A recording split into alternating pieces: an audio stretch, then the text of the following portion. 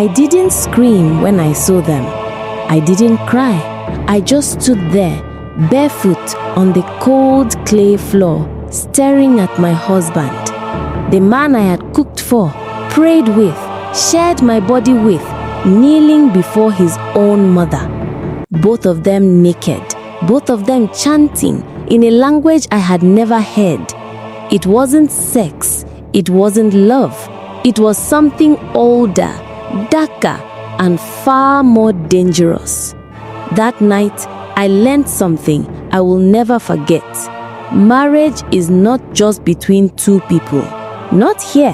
Here, it is between bloodlines, spirits, and secrets buried so deep they rot the roots of the living. I didn't grow up believing in curses. My father was a teacher, my mother a nurse. We lived in a concrete house, zinc roof, charms hanging on the doorway. I believed in logic, in reason, in the kind of truth you could underline twice in an exercise book. Then I married Obi. He was everything my mother warned me about. Charming, mysterious, too quiet when things got loud. Obi had the kind of smile that made you forget your own name, and the kind of silence that made you remember it again, painfully. We met at a wedding in Enugu. He was the groom's cousin. I was the girl who danced too hard and laughed too loud. He liked that about me, or so I thought. 6 months later, we were married. Fast, yes, but love doesn't wait, does it? His village, Obuka, was nothing like mine. The roads were red and dusty. The air smelled of burning wood and something else, something older. His compound was large, 3 huts and a main house. His mother, Ezinne, lived in the biggest hut. She didn't speak much, but when she did, her words carried weight, like they were coming from under the ground. From the beginning, something was off. Ezinne didn't look at me like a mother-in-law looks at her son's wife. She looked at me like a rival. She never called me Muyem, wife. She called me Mwa, child, and not in a loving way, in a way that meant you don't belong here. But I tried. God knows I tried. I cooked her soups, fetched water from the stream, even learned some of her dawn chants, but nothing worked.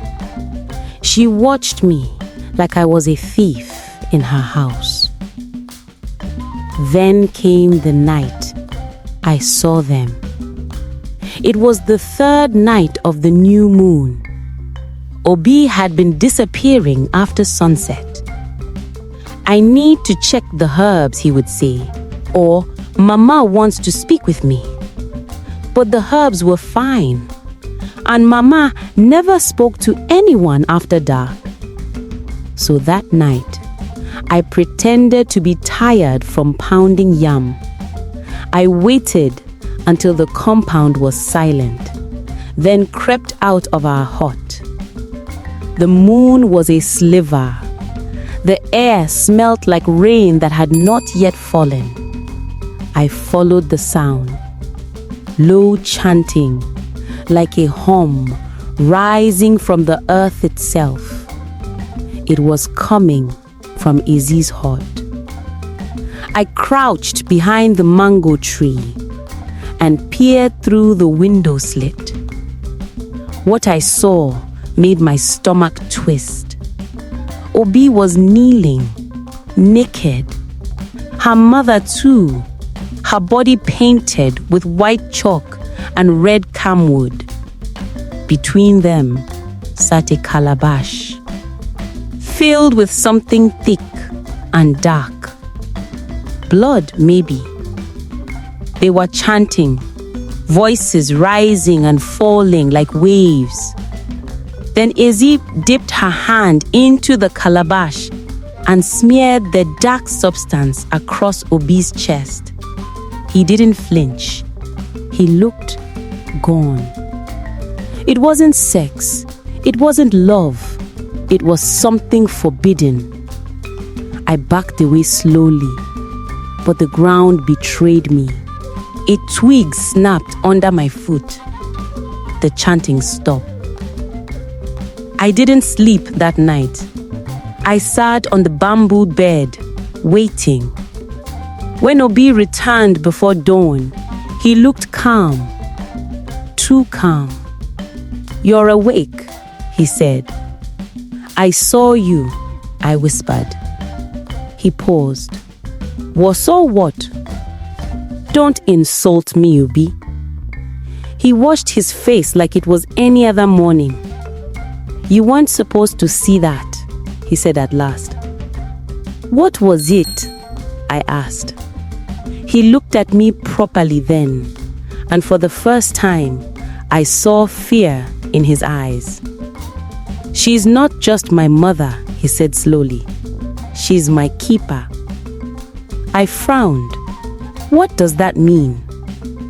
Obi sat down, his shoulders heavy. When I was born, I wasn't supposed to live. The spirits marked me for death. But Mama made a pact, a blood pact. She gave something in exchange for my life. What did she give? He hesitated. Her womb, her purity, her soul. I staggered back. You mean she gave herself to a spirit? He nodded. And every new moon, we renew the bond. If we don't, I die. I felt sick. So you sleep with her?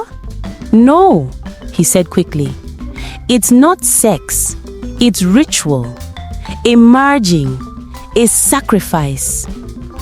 My voice shook. I need to leave. You can't, he said. Now that you've seen it, you're part of it. Before sunrise, I ran, barefoot, blistered. There was only one person who could understand. Ife, the seer. He lived on the edge of the forest, his hut ringed with bones and feathers. People said he spoke to spirits, that he saw the past and future in smoke. When I arrived, he was already awake, sitting cross-legged by a fire. You saw it, he said. Before I could speak, I froze. How do you know? The spirits whispered. They are restless. I told him everything. The ritual, the chanting, the blood.